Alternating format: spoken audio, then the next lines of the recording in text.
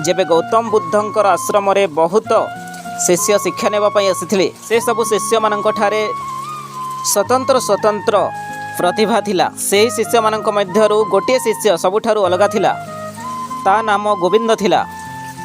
गोविंदर स्वभाव सबुबेले राग थिला। जेतेबेले कौनसी कथा गोविंद को पसंद आसे नहीं ता राग असीम हो जाए। गोविंद काहारी सहित मध्य बहुत कथा हुए नहीं केबे। से सबुबेले अलगा अलगा रहे। थरे गोविंदर बापा ता आश्रम को आसिले। गौतम बुद्धंकर चरण रे से प्रणाम करिले एवं गोविंद विषय रे से गौतम बुद्धं को बतई चलिले। ता बापा कहले जे गोविंद सबुबेले छोट छोट कथारे राग हो जाए। आउ सही कारणरू से सबुबेले निजर क्षति करिथाए। आउ लोक माने सबुबेले ता रागर फायदा उठाई नियंती एवं ताकू गलत रास्ता को देखाई थांती। निज राग कारणरू गोविंद भल खराब रो ख्याल रखि पारे नहीं। तो गौतम बुद्ध सेतेबेले गोविंदर बापांक कथा शुणी हसी पकाइले।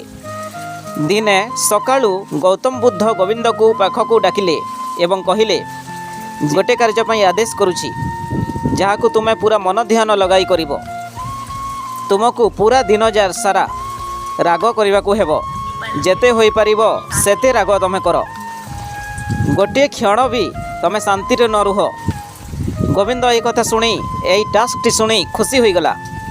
से भाविला जे मते सबुठारु सरल काम देइछंती गौतम बुद्ध गुरु बोली मो यहाँ को अति सहजरे पूरा करिनेबी बोली से भाविला। आउ गोविंद एबे सेही दिन सारा झगड़ा करिबारे व्यस्त रहिला। केतेबेले जनक ठारे झगड़ा कला तो आउ केतेबेले आउ जनक ठारे झगड़ा कला। लोक माने ता व्यवहार दे तंग आसी जिथिले। तो संध्यारे गौतम बुद्धंक पाखकू जाई सेही गोविंद कहिला गुरुदेव मु मोर काम पूरा मनरु ध्यानरु करिछि आजी।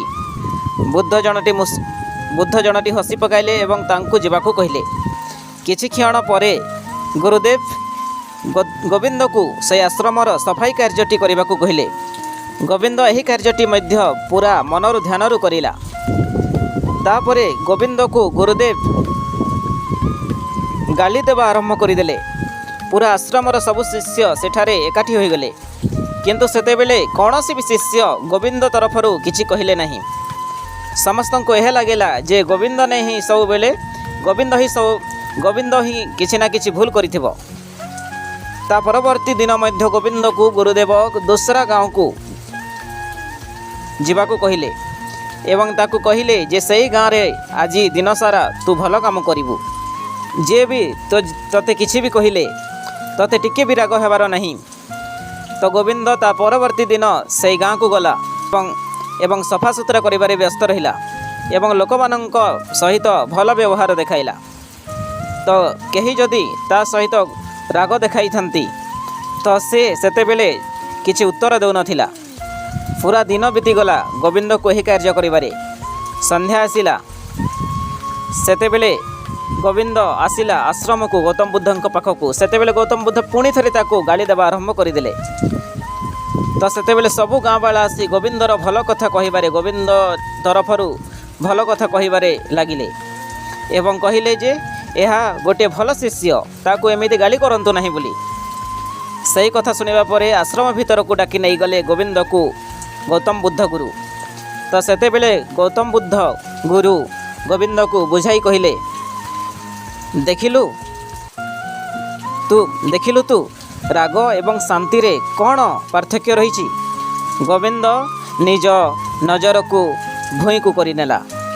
गौतम बुद्ध सेतेबेले कहिले राग सबुबेले आमर क्षति करिथाए।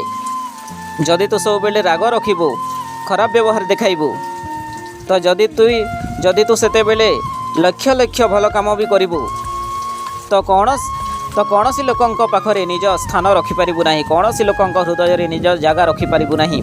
आ दुख समय रे केही भी तुमको साहाय्य भी करिवे नाही। सही परी निज भितर जदि शांति तू रखिबु सब बेले तो खराब समय रे सब बेले तोते लोक माने साहाय्य करिवे।